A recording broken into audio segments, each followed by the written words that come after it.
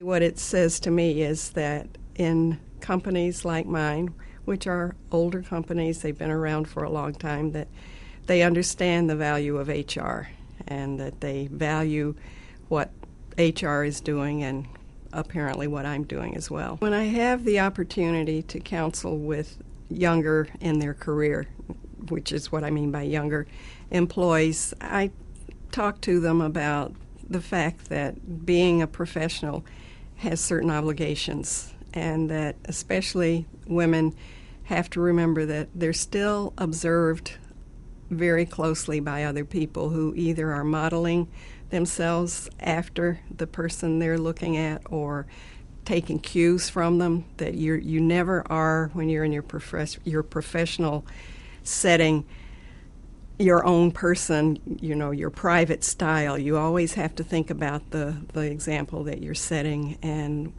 the people who are watching you, people who are new in your career and may be emulating you, which I think a lot of times we don't think about that. The individuals who influenced me the most were my parents, because when I grew up, women didn't go to engineering school.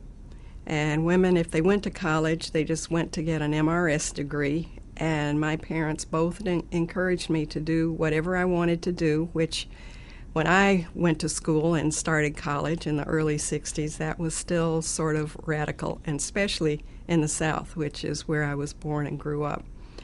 And I think everything else built from there. I was told I could do whatever I set my mind to.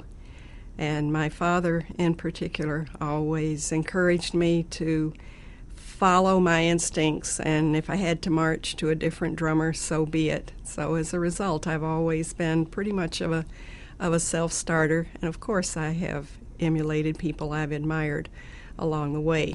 But I think that's what gave me the foundation to do a lot of the things I've done in my career.